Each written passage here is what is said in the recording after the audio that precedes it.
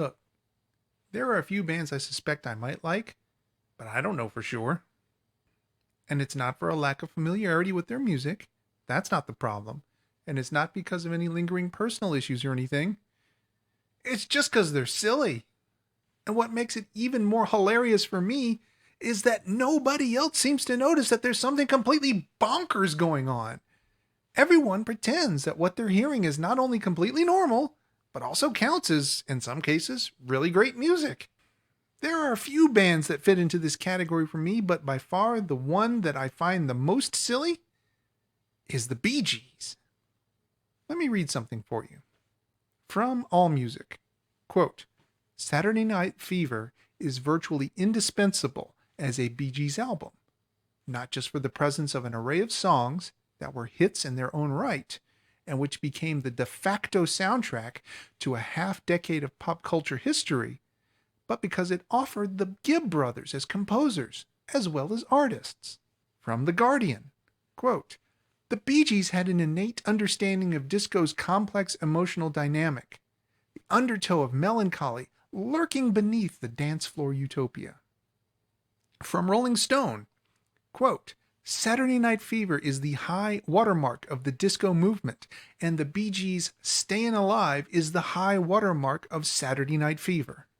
And I read these things, and I see the Saturday Night Fever soundtrack in every home I've ever been in.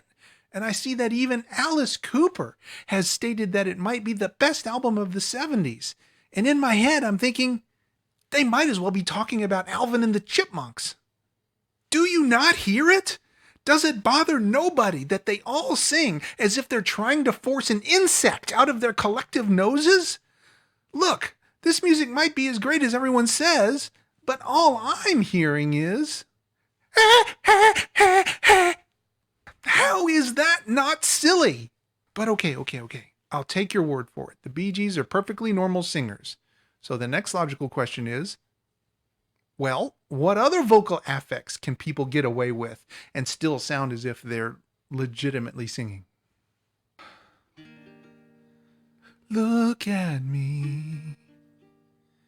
I'm as helpless as a kitten up a tree.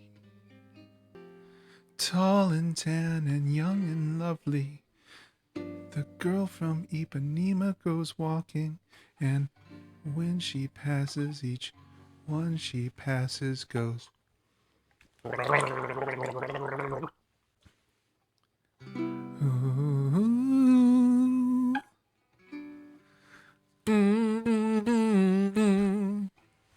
And quite naturally, this brings me to Midnight Oil. I think, like most folks over 40, I first heard Midnight Oil because of the success of Beds Are Burning. My ex got into them for a while, but I never really did. Then for more than a decade, I didn't have to think about them at all. Looking back, the one thing I distinctly remember about Midnight Oil is the fact that Peter Garrett sings as if someone is going to murder his family if any word he sings is unintelligible. So out of fear, he ridiculously over-enunciated every word. After a minute, that gets pretty silly.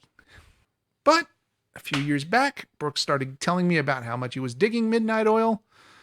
Poor sap. And in the past few years, he's done everything short of the Ludovico technique to get me to listen to them. And out of a last-ditch attempt to get me to listen to this silly band, he gave me a list of albums that he thought I should consider for my funny little music show. And since he appealed to my vanity, clearly I considered it. But what sealed the deal for me was that one of the albums he said I should listen to was called 10, 9, 8, 7, 6, 5, 4, 3, 2, 1. And that made me very happy. Not because I had ever heard 10, 9, 8, 7, 6, 5, 4, 3, 2, 1 before, and not because I had any particular reason to expect good things from 10, 9, 8, 7, 6, 5, 4, 3, 2, 1, but simply because I knew that by choosing the album 10, 9, 8, 7, 6, 5, 4, 3, 2, 1, it would mean that, as a necessity, as I was discussing 10, 9, 8, 7, 6, 5, 4, 3, 2, 1, I would have to say 10, 9, 8, 7, 6, 5, 4, 3, 2, 1 several times. Perhaps even several times in the same sentence. And that made me happy. Very well, Brooks. I'll give Midnight Oil a shot. Just this once. Can't promise anything, because what I've heard from them so far has been completely silly. But I will try.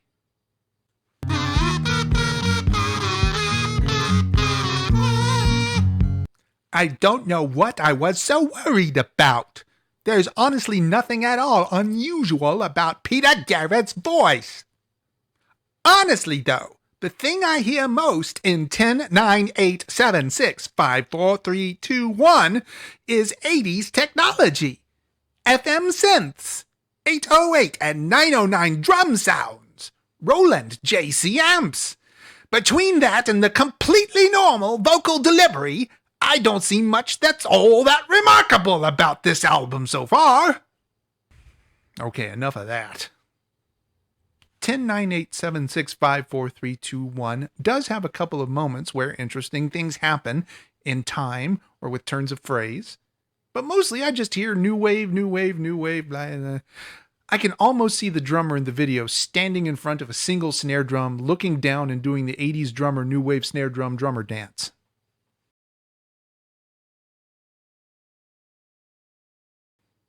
Brooks, I believe you when you say this stuff is great, but I don't see how I get from here to there.